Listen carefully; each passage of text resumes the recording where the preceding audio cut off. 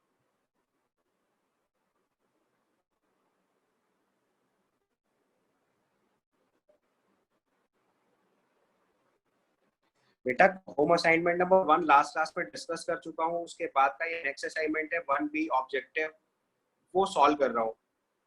That contains 15 objective question and I'm solving the last question. मैंने last class में जब complete किया था तो आपको बोला भी था कि 1 is complete, 1B will discuss in the next class. तो आप इतने अनप्रिपेयर्ड होकर क्लास में होगे, वो क्या ही दूं. On Tuesday's class I have explained you that 1 is complete, 1B will discuss in the next class. 1B आपको उसके पहले ही सेंड कर दिया था. अब आप पूरे लेक्चर कंप्लीट होने में 15th क्वेश्चन पे आके पूछ रहे हो कि असाइनमेंट कौन सा है. अभी मैं एकदम से कैसे आपकी हेल्प करूंगा. आप सॉल्व करके दे रहा हूँ अपने एंटर से, फिर से दोबारा उसको कलेक्ट करिएगा और फिर एक बार देख लीजिएगा. कुछ डाउट होंगे तो नेक्स्ट क्लास में दोबारा बता दूंगा. That's what I could do right now. अभी क्लास तो नहीं रोक सकते बीच में कि आपके पास असाइनमेंट में अरेंज करूँ अभी इस समय. That is not possible for me right now. All such problems will rectify at your centres by default. मतलब वो सब क्लास शुरू होने से पहले अपने असाइनमेंट्स और जो कुछ भी कलेक्ट करना है वो प्रॉपर कलेक्ट कर लिया करो.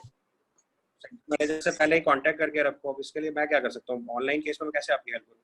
I don't have your contact, I don't have any number. How can I send you the question? ठीक है. अगर आप एक अभी मैं असाइनमेंट सॉल्यूशन लिखे दे रहा हूँ, आप इससे एक बार रिकॉर्डिंग भेजूंगा, उससे देख लीजिएगा. अगर कोई डिफिकल्टी रहेगा तो फिर से एक बार पूछ लेना, आपको बाद में बता दूंगा. And arrange the assignment. This is I am solving 1B from my record. ठीक है. Okay, no problem. That is not an issue, but point is like you are in tension. That doesn't give me a good vibes. I'm trying कि आपको बात अच्छे समझ में आए, but ठीक है, कोई बात नहीं. If it is a problem, then try to rectify it. थोड़ा सा अगली क्लास में पहले से वेल प्रिपेयर्ड रहो कि आपको क्लास करना है तो next what is to be done. वो सब चीजें अपने सेंटर से पहले ही कॉल पे अरेंज करके फिर अगली क्लास करो. So this 15th question is a quite tricky question. In this tricky question like आपको मोल फ्रैक्शन ऑफ सोल्यूट दे रखा है, molarity is equal to molarity दे रखा है, डेंसिटी ऑफ सॉल्यूशन गिवन है. तो अगर मोल फ्रैक्शन ऑफ सोल्यूट हमारे लिए 0.1 है तो मोल फ्रैक्शन ऑफ सॉल्वेंट जो होगा वो 0.9 हो जाएगा. ठीक है. अब अगर हम मोलैरिटी की डेफिनेशन लगाएं तो we can write since 1000 ml solution contains capital M moles of solute, and at the same time I can write 1000 gram, and the density of the solution is given 2, so we can write 2000 gram solution contains same capital M moles of solute.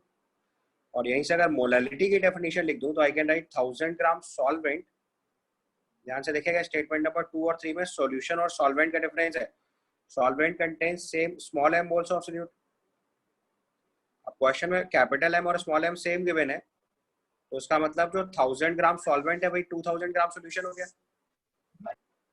तो अगर 1000 gram solvent है और 2000 gram solution है उसी का मास, तो उसमें 1000 gram solute होगा, तभी 2000 ग्राम सॉल्यूशन बनेगा.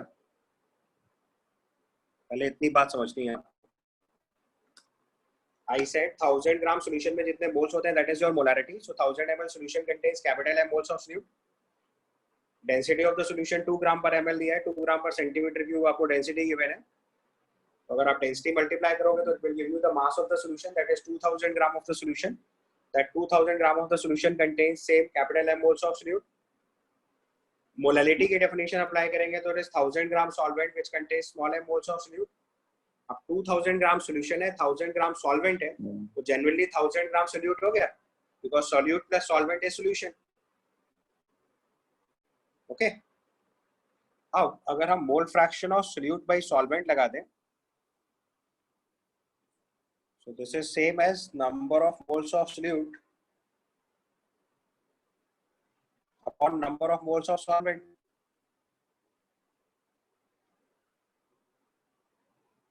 ठीक है. और दोनों का मास सेम दिया हुआ है, तो 1000 divided by molecular mass of solute upon 1000 divided by molecular mass of solvent. Mole fraction का रेशियो आपको अलग से दिया हुआ है which is 0.1 by 0.9. यहाँ से अगर हम सिंप्लीफाई करेंगे तो molecular mass of solute upon molecular mass of solvent जो है सॉल्व होके 9 आ जाएगा.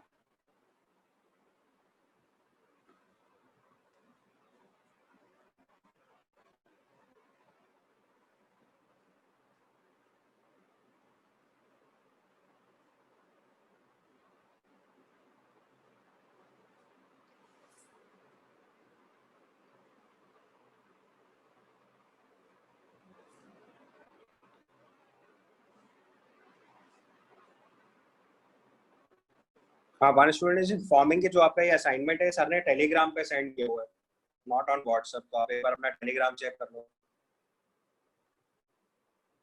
But this is not good. अगर आपका कोई होमवर्क है, आपके पास क्वेश्चन है, आप होमवर्क करने से पहले क्वेश्चन ढूंढोगे ना। अब जब होमवर्क डिस्कस कर रहे हैं तब आप मुझसे पूछ रहे हो क्वेश्चन का है। आपकी क्वेरी तो तब होनी चाहिए थी सर होमवर्क कैसे करें। तो आपको ट्यूसडे को क्वेश्चन पूछना चाहिए था सर होमवर्क कैसे करेंगे, मेरे पास असाइनमेंट नहीं है अभी तक। और आप थर्सडे को जब डिस्कस कर रहे हैं और तब आप असाइनमेंट पूछोगे तो ढूंढना किसी लिए मुश्किल है। some student has informed me right now that you have got it on Telegram, तो आप एक बार चेक कर लेना। बट अभी तो डिस्कशन हो गया तो कोई प्रॉब्लम नहीं है। आप एक बार रिकॉर्डिंग से सॉल्यूशन देखिएगा, अगर आपको समझ आ जाता है तो अच्छी बात है। Otherwise in next class I will try to explain you again. that's what better I can do for you.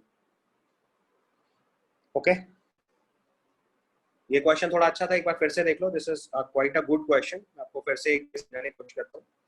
तो मोल फ्रैक्शन ऑफ सोल्यूट 0.1 दे रखा है, mole fraction of solvent automatically 0.9 आ जाएगा because mole fraction of solute plus solvent is 1 always. Question में molarity same given है, density of the solution is 2 ग्राम पर centimetre cube, right. अब molarity की definition apply करिए हमने। 1000 ml solution contains capital M moles of solute. Density multiply करा तो 2000 gram solution contains same capital M moles of solute. और molarity की definition से लिख सकते हैं 1000 gram solvent contains capital small m moles of solute. अब चूंकि स्मॉल m और कैपिटल M सेम है, इसका मतलब amount of solute and solvent जो है वो दोनों सेम हो गया। बिकॉज 2000 ग्राम सॉल्यूशन में 1000 ग्राम सॉल्वेंट है, तो सोल्यूट कितना हुआ 1000 ग्राम। तो 1000 gram solute 1000 gram solvent, it simply means 2000 gram solution. अगर सोल्यूट और सॉल्वेंट का अमाउंट सेम है तो हमने वही डेफिनेशन लगाई, mole fraction of solute upon mole fraction of solvent is same as number of moles of solute upon number of moles of solvent. अब अगर इस रेशियो को लिखेंगे तो mass is 1000 gram upon molecular mass of solute divided by mass of solvent is 1000 gram again molecular mass of solvent. So this ratio becomes 0.1 by 0.9, or you may simply get moles of molecular mass of solute by solvent is 9. Clear यहाँ तक? कुछ confusion हो तो बोलिए। Clear है तो अच्छी बात है। इसके बाद हम लोग अपने नेक्स्ट सेगमेंट पे पहुंचेंगे, that is your solutions of liquids and liquids. हम लोग लास्ट क्लास में डिस्कस कर रहे थे, यहीं से कंटिन्यू करेंगे। अगर किसी ने थोड़ा लेट ज्वाइन किया है, what they have to do is, मैंने तीनों लेक्चर्स की रिकॉर्डिंग आपके सेंटर पे भेजी हुई है।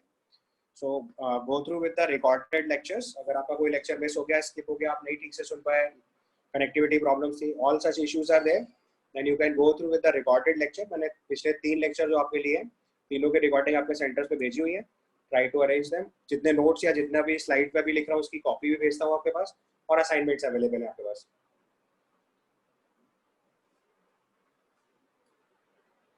आज की क्लास के बाद एक और असाइनमेंट भेजूंगा, वो भी आपको अरेंज करना है, नेक्स्ट क्लास में उसे डिस्कस करेंगे। और चूंकि नेक्स्ट क्लास कल ही है तो इट मे बी पॉसिबल कि आप बहुत अटेम्प्ट ना कर पाओ, तो जितना अटेम्प्ट कर पाओ उतना कल डिस्कस करेंगे, बाकी उसके अगले क्लास में करेंगे। But definitely you have to arrange your assignment by today itself. ठीक है, अभी हम लोग कंटिन्यू करेंगे। हम लोग लास्ट क्लास में solutions of liquid in liquid पढ़ाया था, और मैंने उसमें आपको 2 टेक्निकल टर्म सिखाए थे, एक वेपर प्रेशर, एक बॉइलिंग पॉइंट। और आपको बताया था लिक्विड एंड लिक्विड सॉल्यूशंस हमारे 3 तरीके के पॉसिबल है। एक केस में डेल्टा एच 0, दूसरे केस में delta H positive, delta H negative. So like that 3 possibilities were there. Delta H 0 को हम लोगों ने आइडियल केस लिखा था, डेल्टा एच पॉजिटिव और डेल्टा एच नेगेटिव को नॉन आइडियल सॉल्यूशन लिखा था। अभी हम वहीं से कंटिन्यू कर रहे हैं। अपनी नोटबुक में देखो फटाफट, लास्ट क्लास आपको क्लिक करेगा।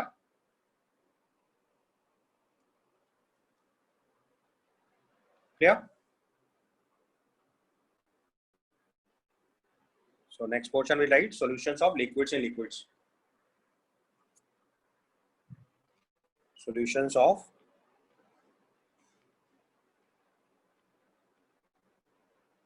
liquids and liquids. और इसमें हम लोग सबसे पहले एक लॉ स्टार्ट करेंगे, this is called Raoult's law, RAO।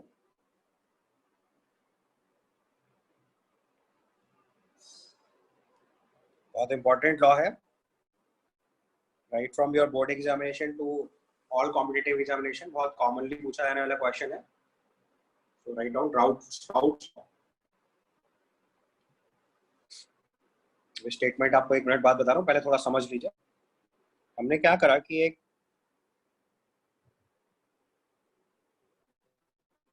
Liquid A को लिया,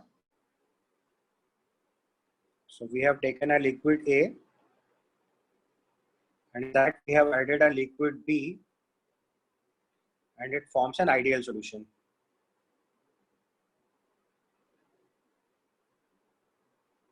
तो पहला पॉइंट जो याद करना है वो ये है कि Raoult's law is applicable for ideal solution. So we have taken a liquid A and a liquid B, दोनों को ऐड करने से एक आइडियल सॉल्यूशन बनाया. ठीक है, तो आइडियल सॉल्यूशन बनाया, उस सॉल्यूशन के अंदर लिक्विड ए का मोल फ्रैक्शन x है और लिक्विड बी का मोल फ्रैक्शन xb है.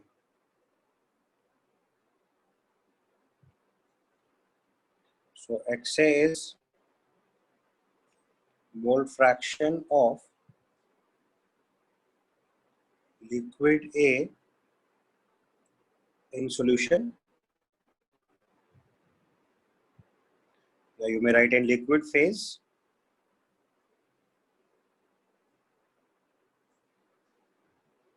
And XB is mole fraction of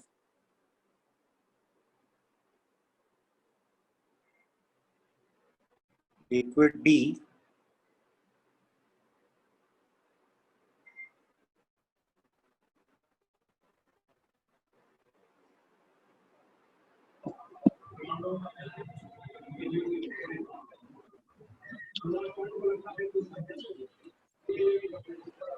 हमने क्या करा, एक सॉल्यूशन लिया,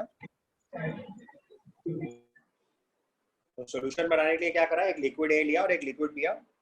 लिक्विड ए को लिक्विड बी में डिसॉल्व करा के एक सॉल्यूशन बनाया.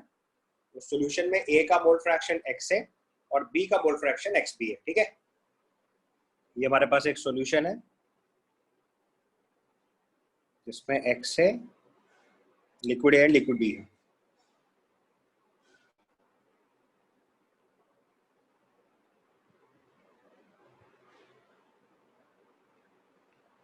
अब जो सॉल्यूशन है इसके ऊपर डेफिनेटली वेपर बनेगी. लास्ट क्लास में आपको सिखाया था कि अगर लिक्विड है तो उसके ऊपर एवापोरेशन होगा, उसके ऊपर वेपर कलेक्ट होगी.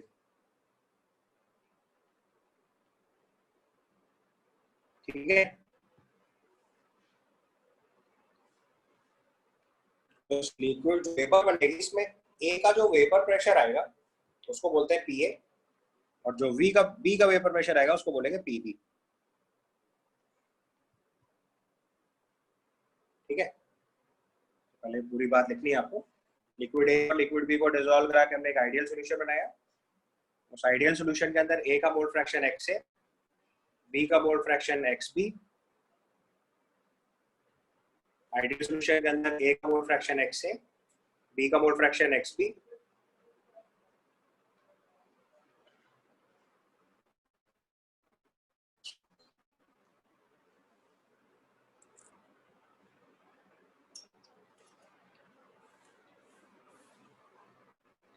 जो सॉल्यूशन है उसके ऊपर वेपर जो बन रही है उसके अंदर ए का वेपर प्रेशर पी है और बी का वेपर प्रेशर पीबी है. बाकी आप जानते हो कि मोल फ्रैक्शन का सम हमेशा 1 होता है. So XA plus XB will be definitely equal to 1.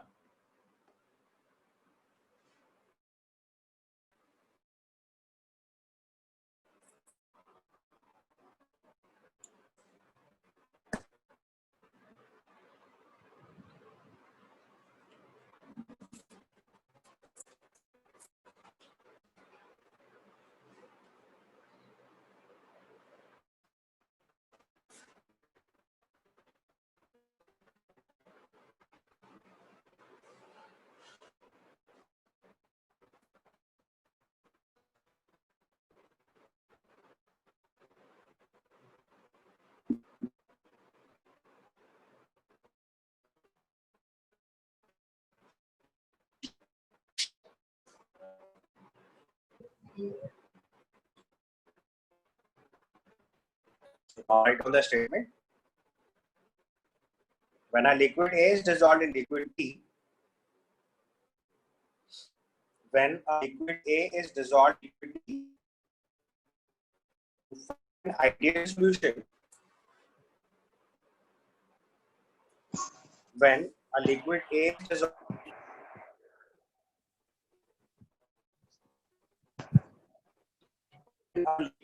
is dissolved in liquid B, to form an ideal solution, when when a liquid A is dissolved in liquid B to form an ideal solution, then vapor pressure due to liquid A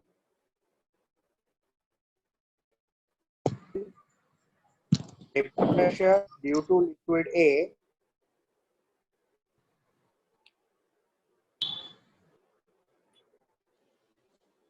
and vapor pressure Sir, due to liquid A solution.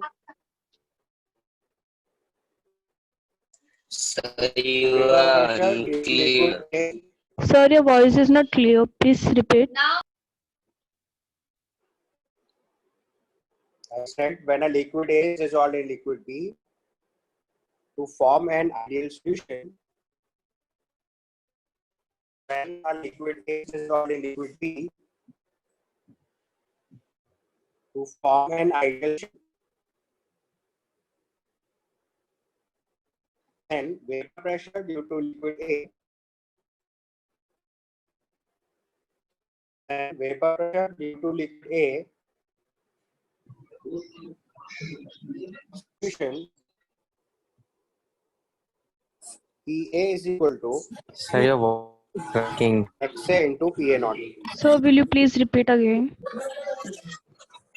Sir, your कि अगर voice आपके is clear. Connectivity का problem है तो आप एक बार rejoin कर लो, that will be helpful. Sir, please अगर आपका repeat. नेटवर्क सपोर्ट नहीं करता तो डेफिनेटली आपके पास वॉइस नहीं पहुंचेगा। इंटरनेट So को कोई प्रॉब्लम तो मैं please आपको पहले ही बताऊंगा। repeat the last part. मैं रिपीट बस कर रहा हूँ सुनाई नहीं बट दे आप रहा अपने कुछ। पहले अपने क्वेश्चन को सही करो। जिसको ऑडिबिलिटी का प्रॉब्लम है वो सब एक बार रिकनेक्ट कर लो, that is the only option. There is no problem from my end. Okay, फिर से लिखिए। मैंने बोला when a liquid A is dissolved in liquid B to form an ideal solution, when a liquid A is dissolved in liquid B to form an ideal solution,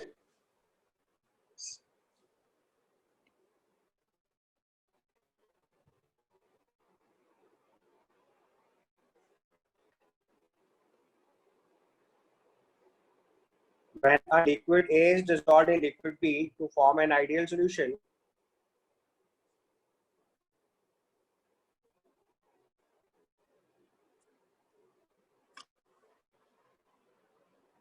when a liquid A is dissolved in liquid B to form an ideal solution,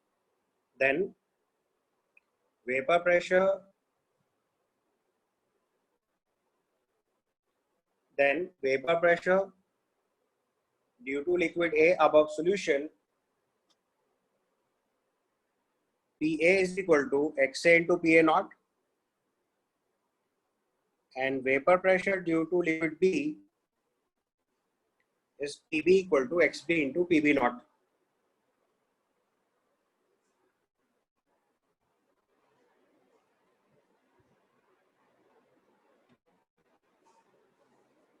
When a liquid A is dissolved in liquid B to form an ideal solution,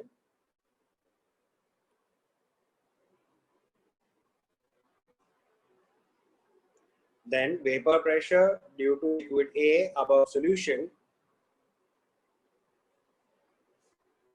then vapor pressure due to liquid A above solution PA is equal to XA into PA naught,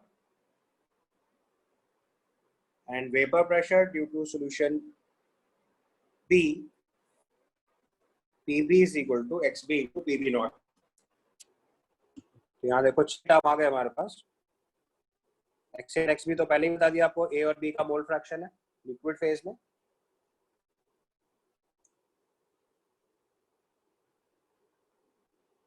PA not जो है ये आपका vapour pressure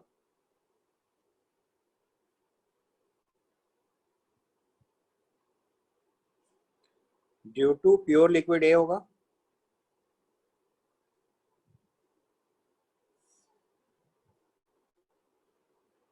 PB not जो है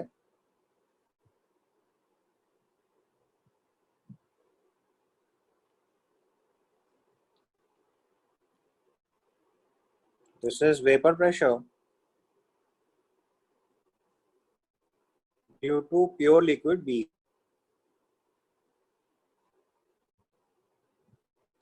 पीए जो है ये vapour pressure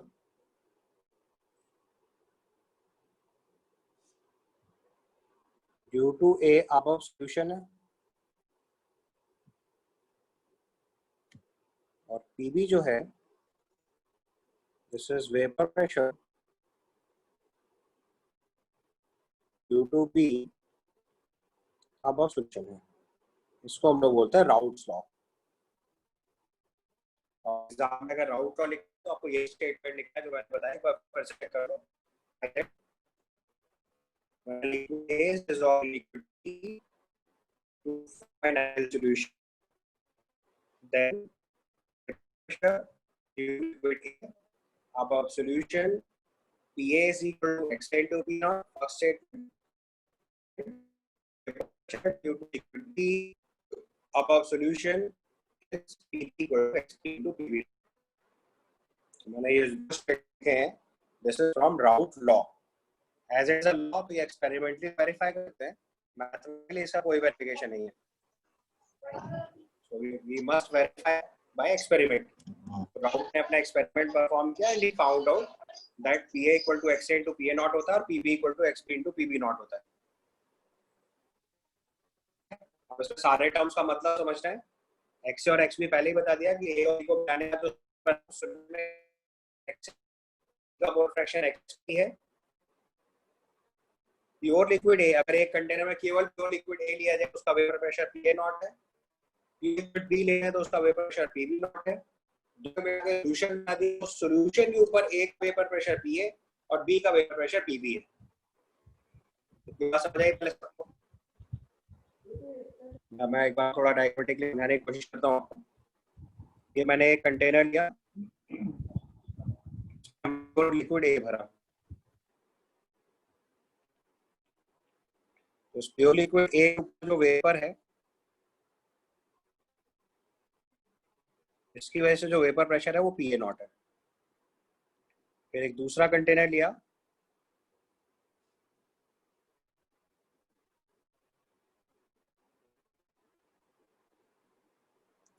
तो ये प्योर लिक्विड डी है,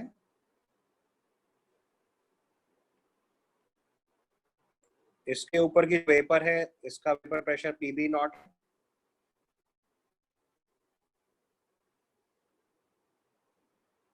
इन दोनों को ऐड करके हमने सॉल्यूशन बनाया।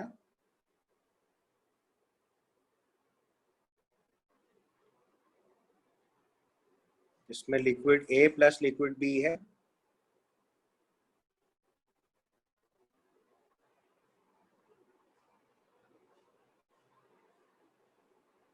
ये दोनों ऐड होके आइडियल सॉल्यूशन बना रहे हैं।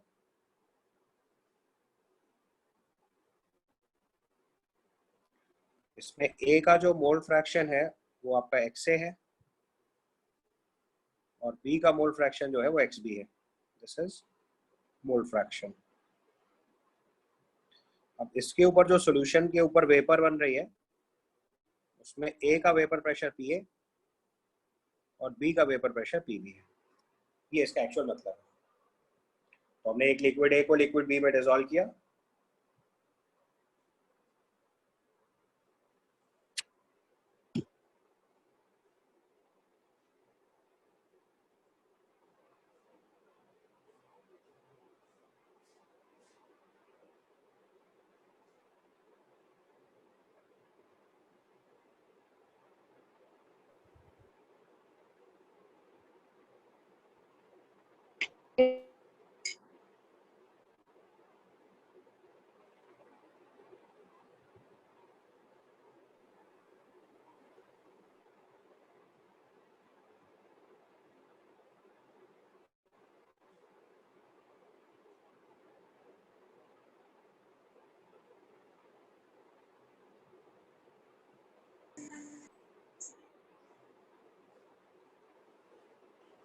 ठीक है? पॉइंट समझ आया यहाँ तक आपको?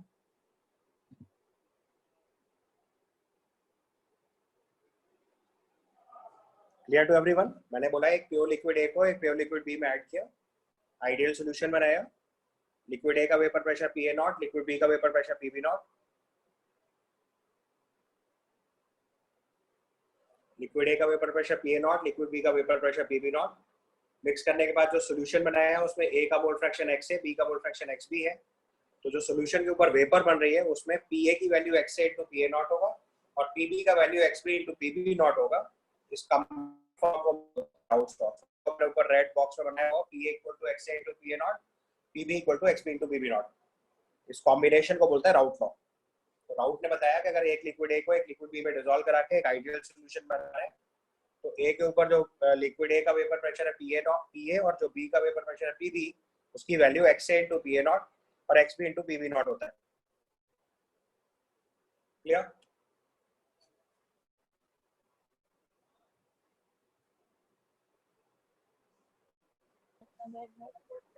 अगर 3 यहाँ तक क्लियर है सबको? आगे बढ़ो। अब इसी में देखो एक गैसियस स्टेट का लॉ अप्लाई करते हैं। This is called Dalton's law of partial pressure. जाना है कहीं, घर से निकलना है।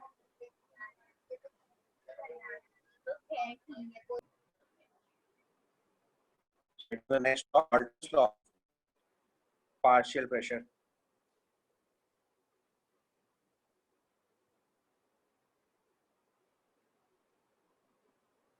Dalton's law of partial pressure.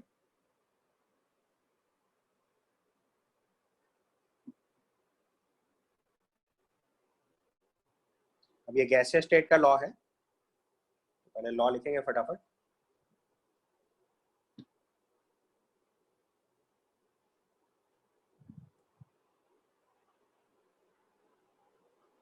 पहले हम लोग लिखेंगे next term Dalton's law of partial pressure. जिस तरह लॉ ऑफ गैसियस स्टेट आपने पहले पढ़ा हुआ है, बट फिर से फटाफट एक बार लिखिए। Dalton's law of partial pressure.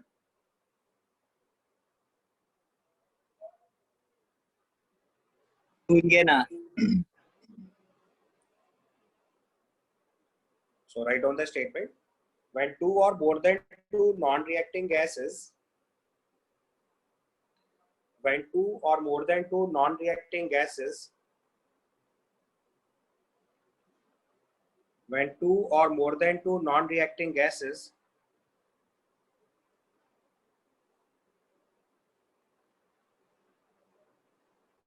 when two or more than two non-reacting gases are taken in a closed container,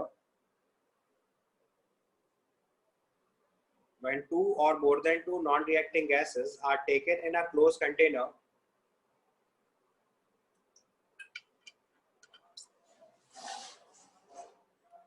then at constant temperature,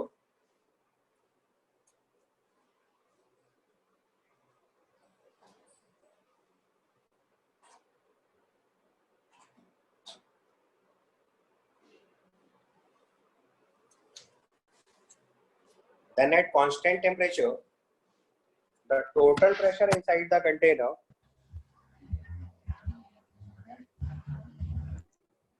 then at constant temperature, the total pressure inside the container is equal to sum of partial pressure of all the gases.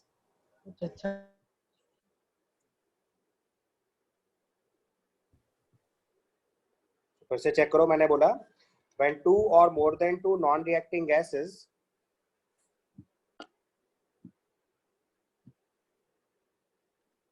when two or more than two non-reacting gases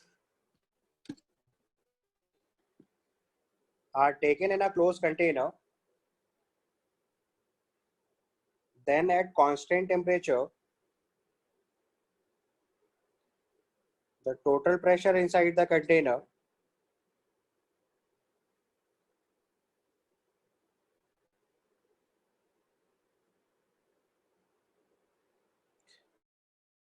more than two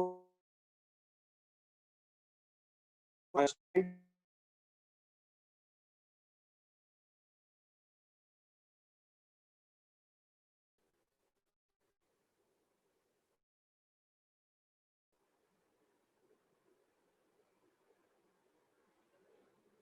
तो हमने जैसे एक close container लिया, इसमें तीन gases हैं जिनके N1, N2, N3 हैं।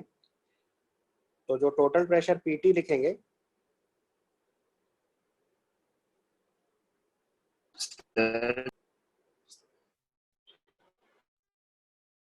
कैसे इक्वल आएगा?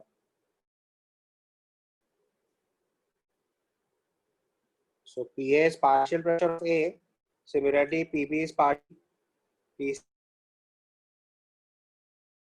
ले लो तो प्रेशर है वो सम ऑफ द गैसेस है. So PT equal to PA plus PC. अगर 4 सर आपका आवाज नहीं आ रहा है.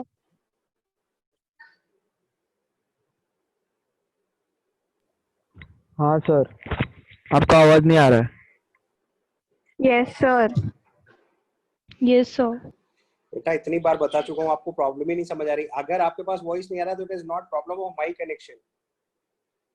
आपको तुरंत रिज्वाइन करना है. मैं क्या करूँ उसके लिए? अपने पोजीशन चेंज करो जहाँ अच्छा नेटवर्क मिले. मैं क्या बोलूँ इसमें?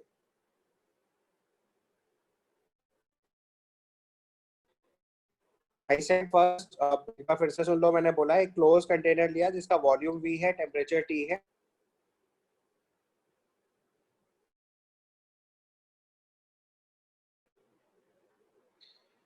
उसमें 3 गैसेस भरी जिनके मोल्स N1, N2, N3 हैं. तो मैंने आपको बताया कि जो टोटल प्रेशर है वो sum of partial pressure of all the gases होगा.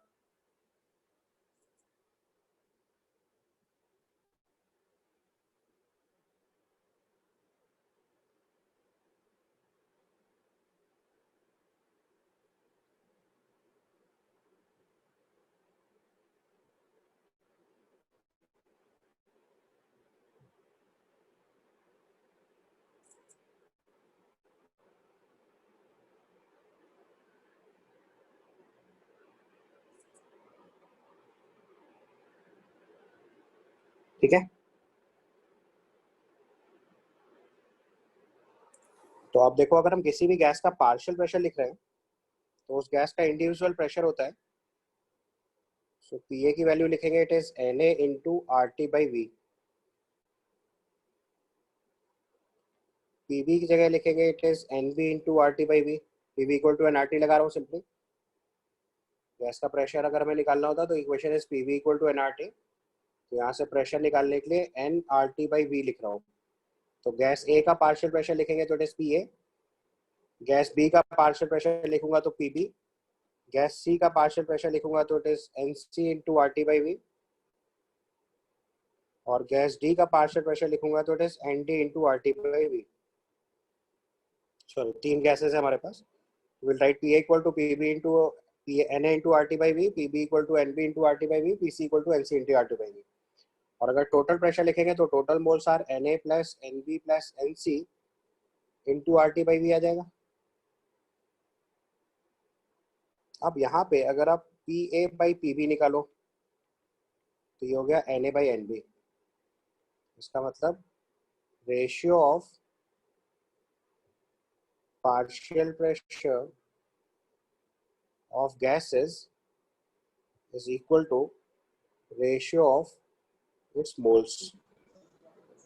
एक information.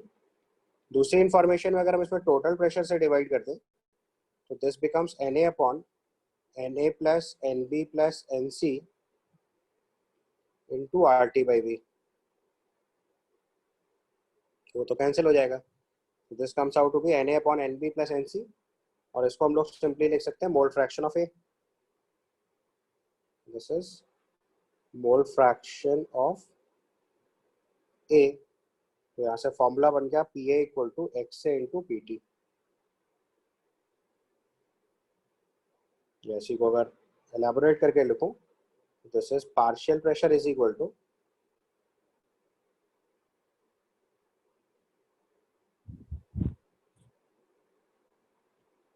Mole fraction into total pressure.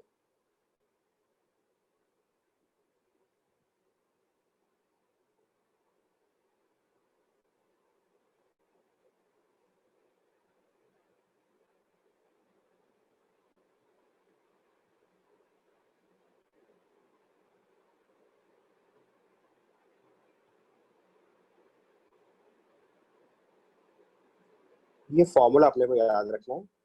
Partial pressure is equal to mole fraction into total pressure.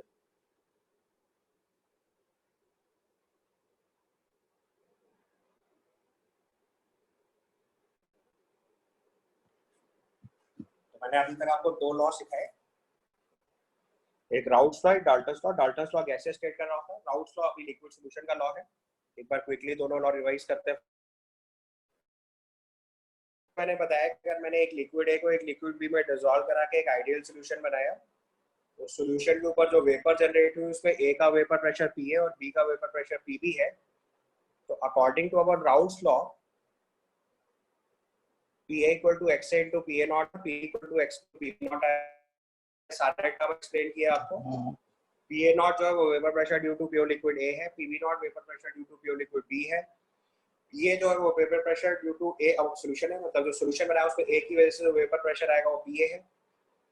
PB जो है वो vapour pressure due to B अब solution है। तो हमने एक प्योर लिक्विड ए लिया, उसके ऊपर P A naught, pure liquid B के ऊपर पी बी नॉट, दोनों को सॉल्यूशन बनाया। तो उसके ऊपर जो वेपर प्रेशर आ रहा है उसमें ए का वेपर प्रेशर पी ए है और बी का वेपर प्रेशर पी बी है। यहाँ तक क्लियर है पहले सबको? अब दूसरा लॉ मैंने बोला Dalton's law. Dalton's law gases state में अप्लाई करते हैं। तो दो या दो से ज्यादा नॉन रिएक्टिंग गैसेस अगर हमने ली एक क्लोज कंटेनर में कांस्टेंट टेम्परेचर पे, तो जैसे हमने एक कंटेनर लिया उसमें N1 N2 N3 तीन गैसेस के मोल्स हैं। N1 N2 N3 are moles of three gases 1 2 3। यहाँ पे N1 N2 and N3 are moles of gas 1 2 and 3 respectively.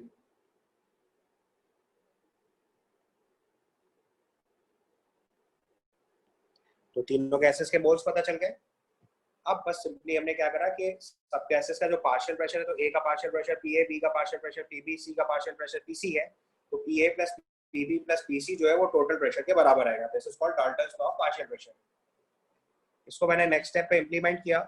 तो मैंने आपको कॉन्सेप्ट समझाया that P A equal to N A into R T by V, P B equal to N B into R T by V और P C equal to L C into R T by V आया। Total pressure निकाला N A plus N B plus L C into R T by V. दो concept सिखाए मैंने आपको कि अगर हम दोनों किसी भी गैस के पार्शियल प्रेशर का रेशियो लिखेंगे, that will give you the simply ratio of their moles.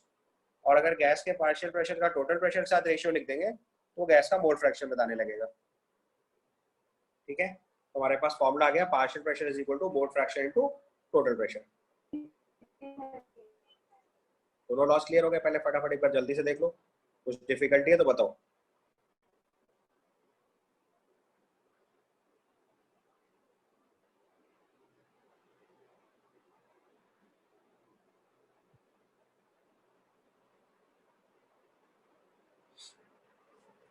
Perfect. अब देखो क्या करते हैं, अब इन दोनों लॉस को कंबाइन करके हम लोग क्वेश्चन सॉल्व कर रहे हैं।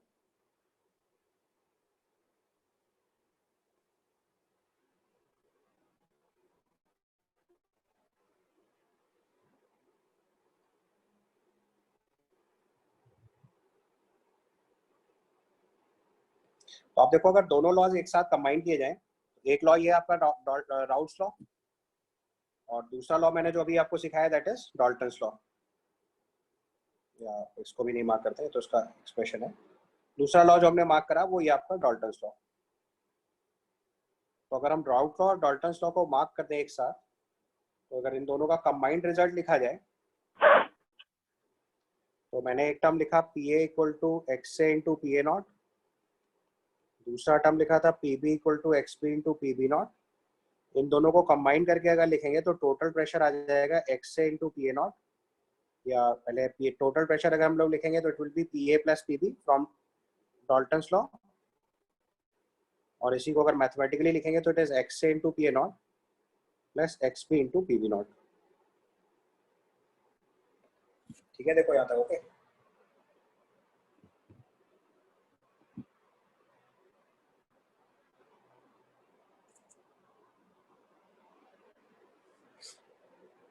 अब अगर देखो इसको थोड़ा सा सिंप्लीफाई करूँ आपके लिए, अब थोड़ा और मतलब दोनों लॉस को कंबाइन करके समझा रहा हूँ क्योंकि मेजर क्वेश्चन उसी से आते हैं। मैं फिर से पूरी बात आपको एक बार समझा रहा हूँ, बहुत अच्छे से समझिए क्योंकि बहुत इंपॉर्टेंट सेगमेंट है। हमने एक लिक्विड ए को एक लिक्विड बी में डिसॉल्व करा के आइडियल सॉल्यूशन बनाया। ये liquid A plus liquid B का आइडियल सॉल्यूशन है, जिसमें ए का मोल फ्रैक्शन एक्स ए और B का मोल फ्रैक्शन XB है. So this is mole fraction in liquid phase. और इसमें एक और बात का ध्यान रखना है, जितने नोटेशंस में लिख रहा हूँ सब स्टैंडर्ड नोटेशन है. क्वेश्चन में आपको ये कोई बताएगा नहीं कि एक्सए का मतलब क्या होता है. दीज आर स्टैंडर्ड नोटेशन जो क्वेश्चन में ऐसे ही लिख के आते हैं. एक्सए निकालो, एक्सपी निकालो, पीटी बताओ, पीए बताओ, पीबी बताओ. So all these notations are standard. तो आपको कोई भी नोटेशंस का मतलब नहीं बताएगा कभी भी. So XA and XP are standard notations for mole fraction of liquid phase. अच्छा, अब इसके ऊपर जो वेपर बनी हुई है, इस वेपर के अंदर अगर हम मोल फ्रैक्शन लिखें YA एंड YB, तो यहाँ पे जो YA एंड YB है ये भी मोल फ्रैक्शंस हैं, बट अब ये मोल फ्रैक्शन इन वेपर फेज है.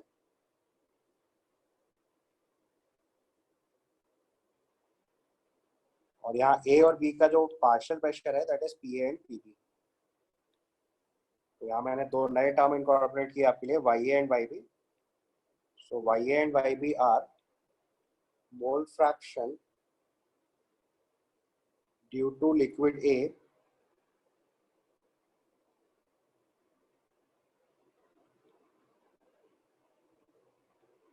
and liquid B respectively in vapor phase.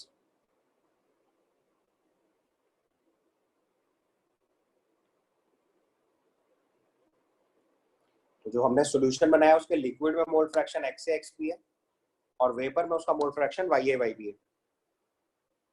ठीक है. So YA and YB are mole fraction due to liquid A and liquid B in vapour phase. ठीक है. अब YA YB और XA XB को एक दूसरे से अगर लिंक करना है तो हमें डाल्टन्स लॉ और राउट लॉ दोनों एक साथ अप्लाई करने पड़ेंगे. तो यहाँ पे अगर हम डाल्टन्स राउट लॉ के हिसाब से रिलेशन लिखें तो PA को हम लोग लिख सकते हैं YA into PT and total pressure यही है जो मैंने अभी पिछले स्टेप में लिखा. This is your total pressure.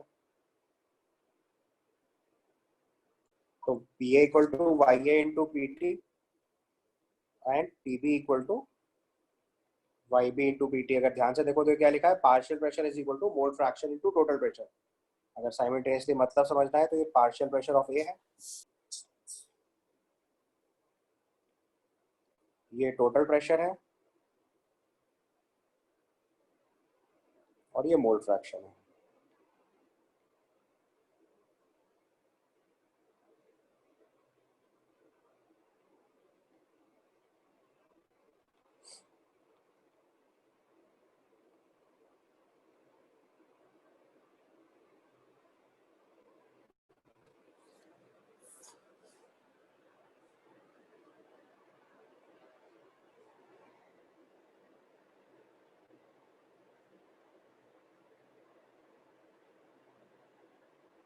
यहाँ तक क्लियर.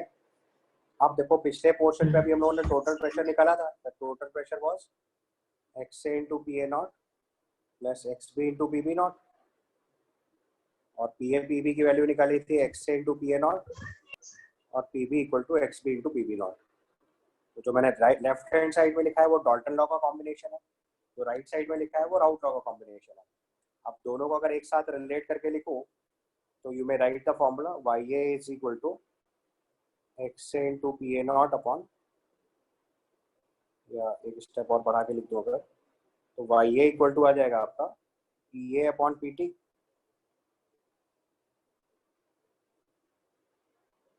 और PA की वैल्यू आपने निकाल रखी है XA into PA not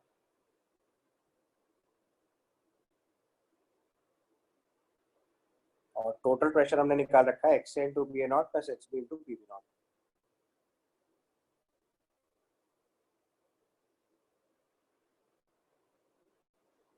similarly YB लिखेंगे तो ये आ जाएगा PB अपॉन PT और PB की जगह लिखेंगे XB into PB not upon XA into PA naught plus XB into PB not.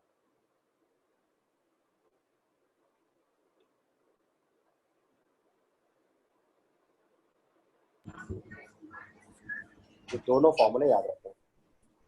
और YA YB चूंकि मोल फ्रैक्शंस है तो YA प्लस YB की वैल्यू भी 1 आएगी. ये रिजल्ट यहाँ पे भी लिख सकते हो, मोल फ्रैक्शन है वाई ए वाई बी, तो वाई ए प्लस वाई बी वन आएगा, और एक्स ए एक्स बी भी मोल फ्रैक्शन है, इसलिए x A plus x B भी वन आ जाएगा।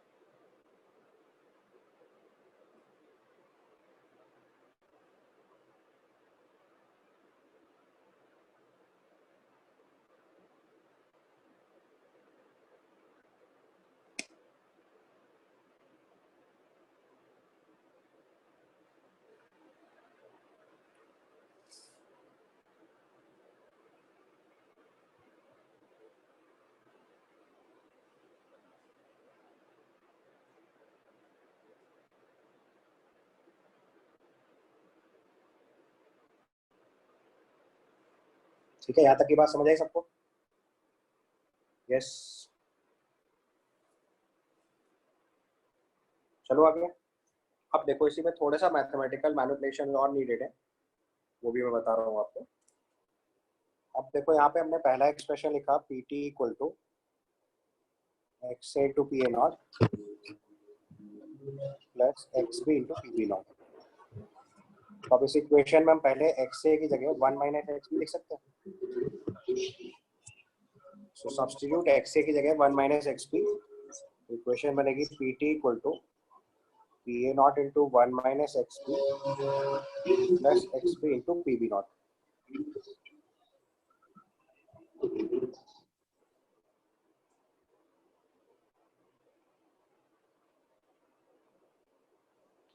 ओके, अब क्या करो, इसमें से एक्स बी कॉमन करो, तो पी टी की वैल्यू आ जाएगी P A not plus P B not minus P A not into X B.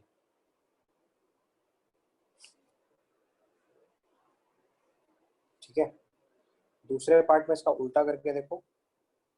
अब ये सब क्वेश्चन करने के तरीके बता रहा हूँ, अभी आपको असाइनमेंट दूंगा तो उसमें इसी तरह के क्वेश्चन सॉल्व करने हैं आपको। एक्स ए की वैल्यू दी होगी, एक्स बी की वैल्यू दी होगी, और आपको सॉल्व करना होगा। तो पी टी की जगह x A into P A not plus x B into P B not लिया, और यहाँ पे एक्स बी की जगह one minus x A put कर दें, तो अब जो नया रिलेशन आएगा that is x A into P A not. तो आप इतने सारे फॉर्मूले नहीं याद कर सकते हो, हर बार इनको सॉल्व करके निकालना पड़ेगा क्वेश्चन के, जैसी रिक्वायरमेंट होगी वैसे सॉल्व करेंगे। So P T equal to x A into P A not plus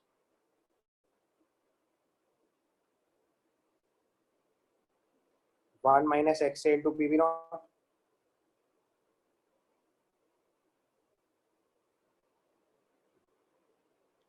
ठीक है, यहाँ तक ओके। अब फिर से इसमें एक्स ए कॉमन करके लिख लो, तो पी टी की आपकी बार वैल्यू आएगी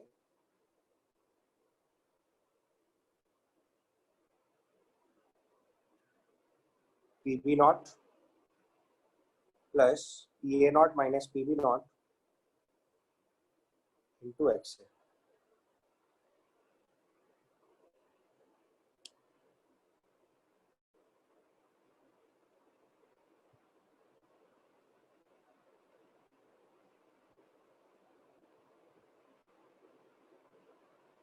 दोनों बातें सेम है, क्वेश्चन सॉल्व करते टाइम कोई भी फॉर्म में सवाल दिया जा सकता है।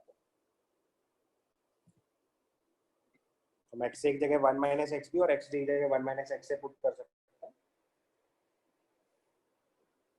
तो दो अलग अलग रिलेशन आ जाएंगे, P T equal to P A not plus P B not minus P A not into X B, और P T equal to P B not plus P A not minus P B not into X ए।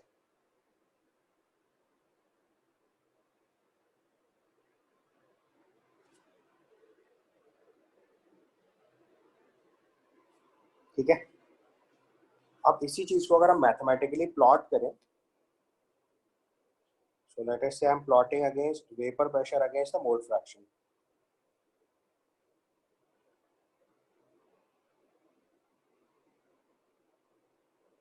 हम लोग vapour pressure against the mole fraction plot कर रहे हैं। तो इस point पे हमने x से इक्वल टू 1 मान लिया, तो x भी अपने आप 0 हो जाएगा। दूसरे पॉइंट पे x से 0 हो जाएगा, तो एक्स बी की वैल्यू 1 हो जाएगी, because mole fraction of x A plus x B equal to 1 always. Mole fraction of x A plus x B equal to 1 ये तो डिफॉल्ट है। तो हमने ओरिजिन वाले पॉइंट पे एक्स ए इक्वल टू 1 माना हुआ है, तो ऑटोमेटिकली एक्स बी की वैल्यू वहाँ 0 हो जाएगी, और दूसरे पॉइंट पे एक्स ए इक्वल टू 0 और एक्स बी इक्वल टू 1 हो जाएगा। यानी कि एक्स एक्सेस पे हम क्या रिप्रेजेंट कर रहे हैं, मोल फ्रैक्शन, और वाई एक्सेस पे हम लोग क्या रिप्रेजेंट करेंगे, वेपर प्रेशर।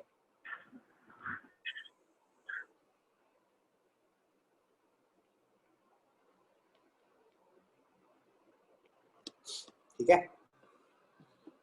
तो अब आप ध्यान से देखो कि जहाँ पे एक्स ए की वैल्यू 1 है वहाँ पे प्योर लिक्विड ए एग्जिस्ट करेगा, तो उसका vapour pressure P A not, और जहाँ एक्स बी 1 है वहाँ vapour pressure of pure liquid be exist करेगा, मतलब पी बी नॉट।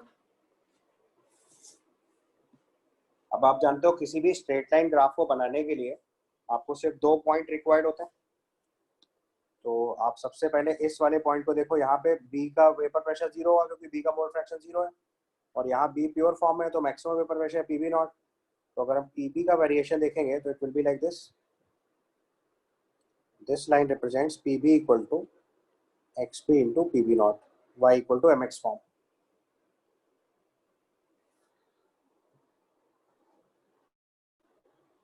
सिमिलरली अगर हम ए का वेपर प्रेशर मार्क करें, ये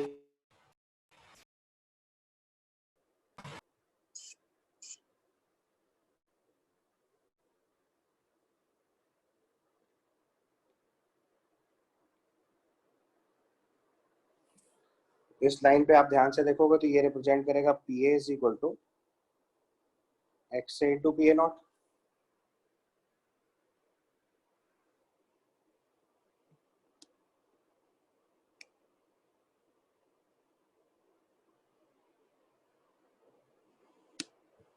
और जो सॉल्यूशन का वेपर प्रेशर है वो पी ए नॉट से पी बी नॉट तक वेरी कर रहा है। तो अगर हम तीसरी लाइन ड्रॉ करेंगे, व्हिच इज दिस वन,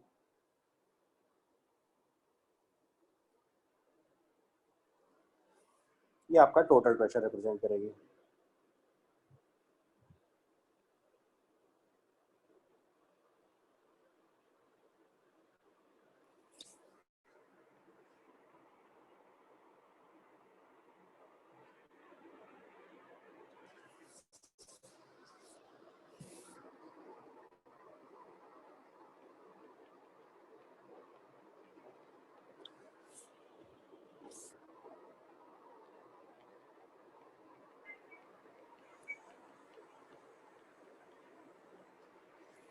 ये आपको देखो मैंने तीनों फॉर्मूले के साथ इक्वेशन बना दिया।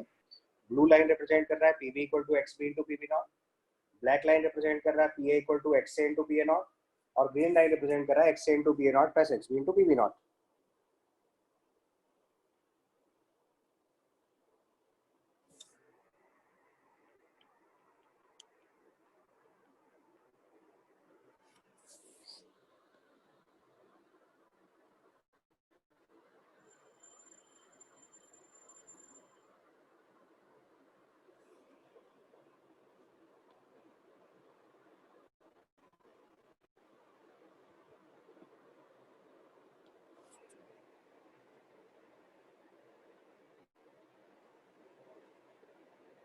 हाँ, इस क्वेश्चन के हिसाब से पी ए की वैल्यू पी बी से ज्यादा है, बट वो ग्राफ के हिसाब से चलेगा जहाँ पे पॉइंट ऑफ इंटरसेक्शन है, उस पॉइंट ऑफ इंटरसेक्शन के पहले तक पी ए पी बी से ज्यादा है, और पॉइंट ऑफ इंटरसेक्शन के बाद पी बी पी ए से ज्यादा है। अभी मैं इंटरप्रिटेशन समझा रहा हूँ आपको, पहले आप ग्राफ समझ लो एक बार।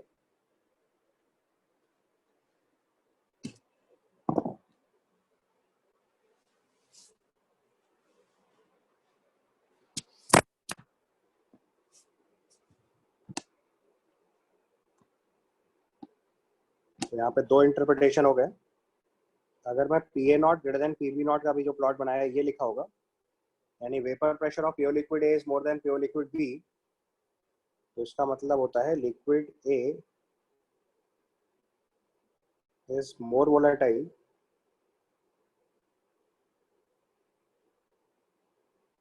Then liquid B. और उसका उल्टा, अगर पी ए नॉट की वैल्यू पी बी नॉट से कम हुई तो उसका मतलब होता है liquid A is lesser volatile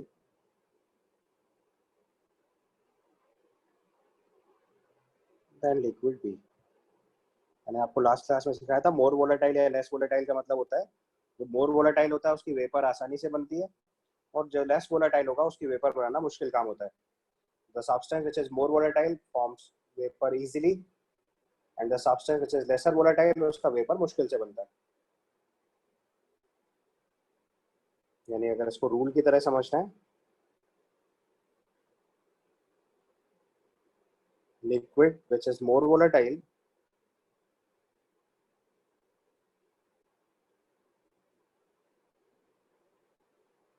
have higher vapor pressure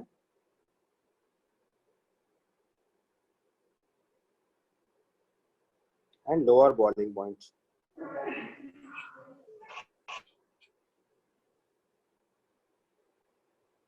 तो जो लिक्विड मोर वोलेटाइल होगा उस लिक्विड का वेपर प्रेशर ज्यादा होगा और बॉइलिंग पॉइंट कम आएगा।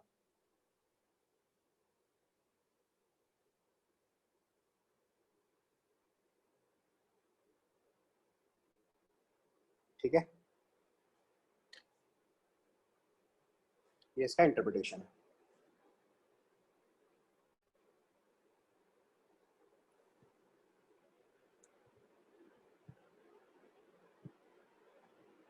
अब देखो किसी एक कॉम्पोजिशन पे अगर हम लेट्स से स्टडी कर रहे हैं,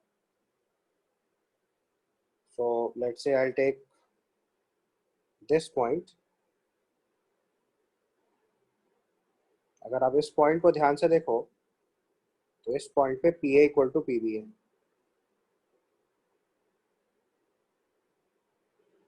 eight this point P A is equal to P B.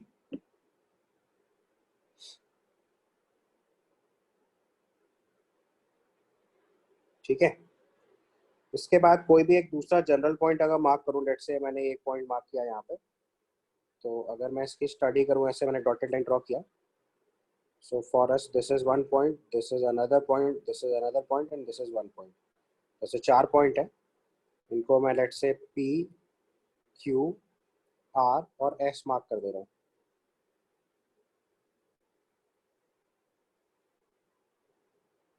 अब इनका इंटरप्रिटेशन देखना है, तो मैंने जो सबसे पहले लिखा है पॉइंट पी क्यू, तो पी क्यू देखो पी ए वाली लाइन को रिप्रेजेंट कर रहा है, तो पी की वैल्यू रिप्रेजेंट कर रहा है पी ए। उसके बाद दूसरा टर्म मार्क करूं पी आर, ये रिप्रेजेंट कर रहा है पी बी। और तीसरा टर्म मार्क करूं पी एस, ये रिप्रेजेंट कर रहा है पी टी। अब रूल के हिसाब से आपको पता है P T equal to P A plus P B होता है, so that means you can simply write ps is equal to pq plus pr।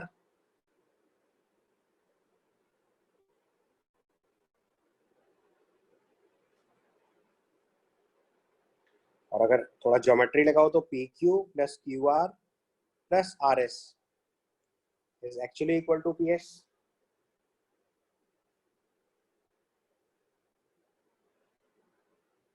तो उसका मतलब जो pq की वैल्यू है वो सेम एज rs आ जाएगा।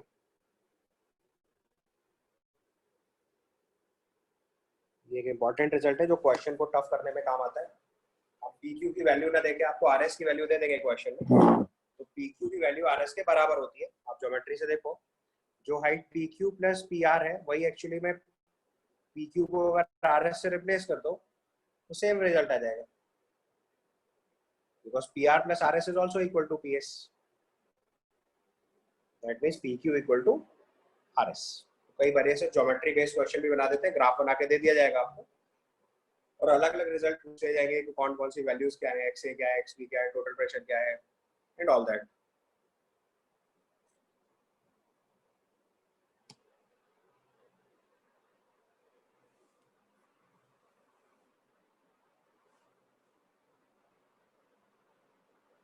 ठीक है, यहाँ तक ओके. इसके बाद एक क्वेश्चन लिख लीजिए. Plot 1/YA versus 1/XA.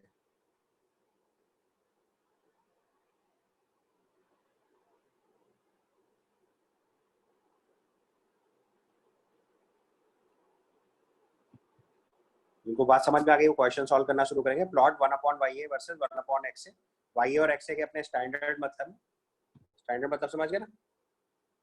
YA के मतलब हुआ mole fraction in liquid phase और mole fraction in vapour phase, mole fraction of liquid A in vapour phase.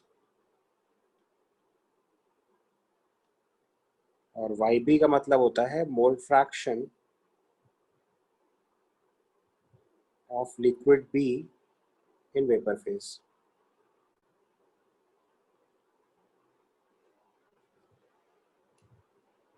तो अभी हमारे पास YA और YB की जगह YA और XA दे रखा है. तो यहाँ पे अगर हम XA लिखेंगे, ऑल्दो ये क्वेश्चन में लिखना जरूरी नहीं होता, आपको बात समझ आ जाए इसलिए एक बार ही लिखे दे रहा हूँ. क्वेश्चन में लिख के नहीं आएगा, बहुत ध्यान रखना है. सीधे सवाल लिखा है plot 1/YA versus 1/XA. So XA is mole fraction of liquid A in liquid phase. आपको समझ आया इसलिए थोड़ा सा एलेबोरेट किया मैंने. इनको बात समझ में आ गई अभी तक कि वो फटाफट आगे वाले क्वेश्चन सॉल्व करेंगे.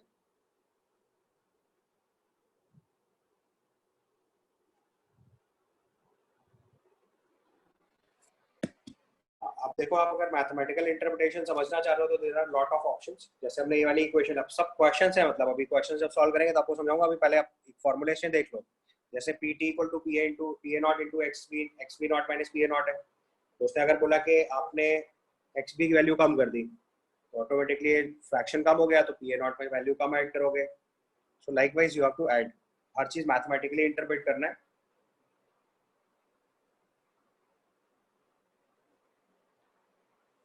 तो अगर मोल फ्रैक्शन ऑफ A बढ़ाएंगे तो A का वेपर प्रेशर बढ़ेगा, B बढ़ाएंगे तो B का वेपर प्रेशर बढ़ेगा. सिंपल.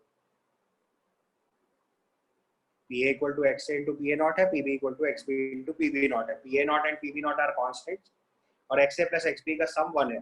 अगर आप XA बढ़ाओगे तो उसका इनडायरेक्ट मतलब है XB कम होगा, XB बढ़ाओगे तो उसका इनडायरेक्ट मतलब ये है कि XA कम होगा. तो they are directly related. XA + XB 1 है. XA इंक्रीज करने मतलब XB कम होता है, करना होता है, और XB इंक्रीज करने मतलब XA कम होना होता है, because the some is 1. PA0 and PB0 are constant values because they are for pure liquids A and pure liquids B. और बाकी रिजल्ट से आप फटाफट नोट कर लो. थोड़ा मैथमेटिकल है, एक बार थोड़ा दिमाग लगा के समझेंगे तो बहुत जल्दी समझ जाओगे. तो फिर भी आई ट्राइड कि मैं आपको ज़्यादातर स्टेटमेंट्स लिख दूँ, क्योंकि ये सब तरीके हैं क्वेश्चंस बनाने के. लॉ तो केवल वही दोनों है जो मैंने आपको पहले सिखाया है, क्राउड लॉ, एक डाल्टन्स लॉ, जो मैंने पिछली स्लाइड में क्लियर कर दिया था. और उसको आपको समझना है, इंटरप्रेट करना है, बिकॉज क्वेश्चंस में अलग अलग फॉर्म में सवाल आएगा.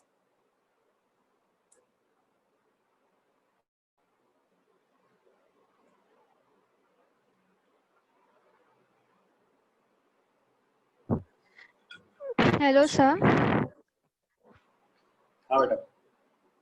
Sir, what about the values of PA and PB? वो जो हमें क्वेश्चन में आएगा, ग्राफ बन के आएगा, वैल्यूज तो हम वैल्यूज इंटरप्रेट करेंगे. अच्छा, okay, fine. It will अभी be मैंने जो given. ग्राफ बनाया वो स्केल पे नहीं है. एग्जाम में ग्राफ आएगा तो स्केल बना दी जाएगी इसके साथ. Okay, sir. Okay. अभी Thank you मैंने so आपको much. सिर्फ इंटरप्रिटेशन सिखाया कि आपको ग्राफ में कैसे वैल्यूज इंटरप्रेट करना है. PQ की हाइट होगी वो Okay. आपको PA रिप्रेजेंट करेगा ग्राफ में, PR की हाइट रिप्रेजेंट करेगा PB, और PS की हाइट रिप्रेजेंट करेगा PB. तो क्वेश्चन आएगा तो एक Okay. ग्राफ पे स्केल पे बना होगा ग्राफ, तो आपको इंटरप्रेट करना होगा. Okay, all right, sir. Thank you so much.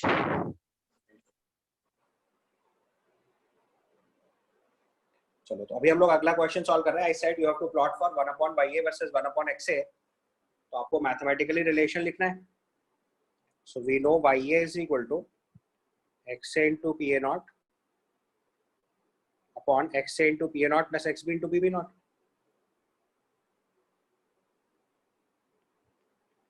ये फॉर्मूला मैंने आपको सबसे पहले सिखाया।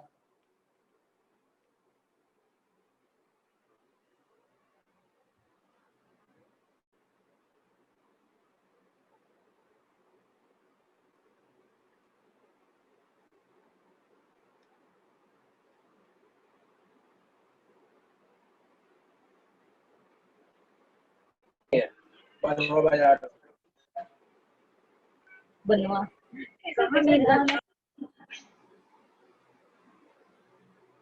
करा आपने, फिर आगे इंटरप्रेट करो उसको फटाफट।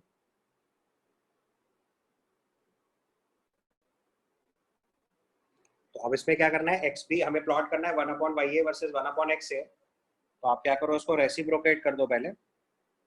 सो वंस यू रेसिप्रोकेट तो आपका आएगा 1 upon Y A equal to x A into P A not plus x B into P B not upon x A into P A not. अब हमें चूंकि एक्स बी नहीं चाहिए question में, तो आप एक्स बी की जगह 1 माइनस एक्स ए पुट कर दो। जैसे आप ये पुट करोगे तो अपनी इक्वेशन हो जाएगी 1 upon Y A is equal to 1 plus 1 minus x A into P B not upon P A not.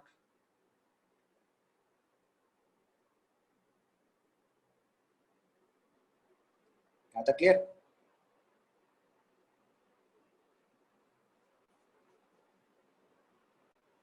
So 1 upon y is equal to 1 plus 1 minus x a into p b naught upon p a naught।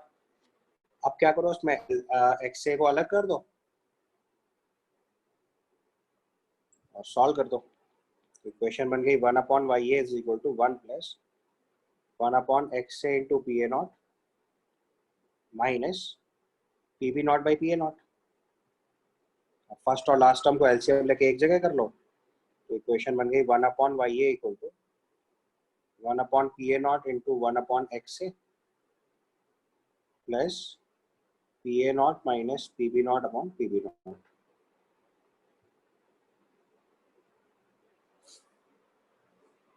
अब यहाँ तक पहले पूरी solving देख लो। अगर आपको किसी part में कुछ कंफ्यूजन हो तो बताओ, I can help you again.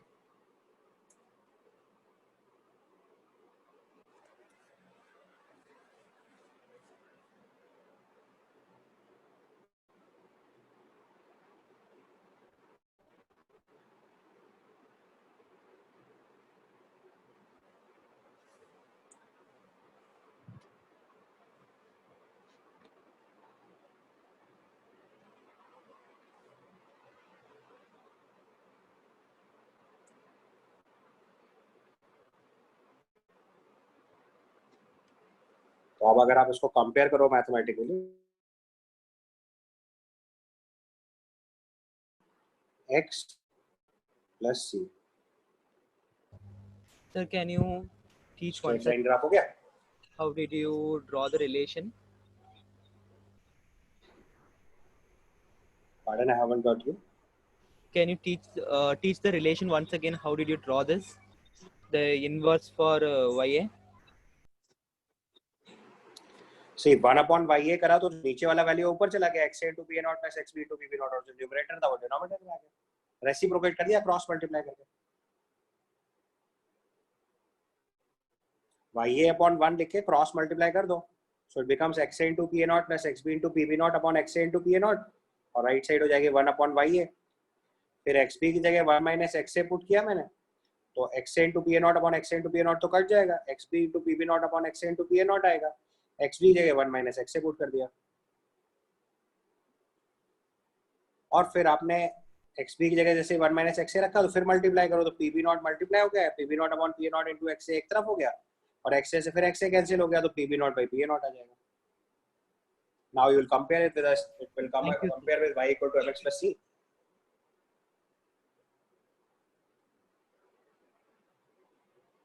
So 1 upon Y A equal to 1 upon x A का प्लॉट चेक करना है, तो 1 अपॉन वाई ए की जगह y पुट कर दो, 1 अपॉन एक्स ए की जगह x पुट कर दो, y equal to mx plus c का फॉर्म बन गया। So graph is straight line.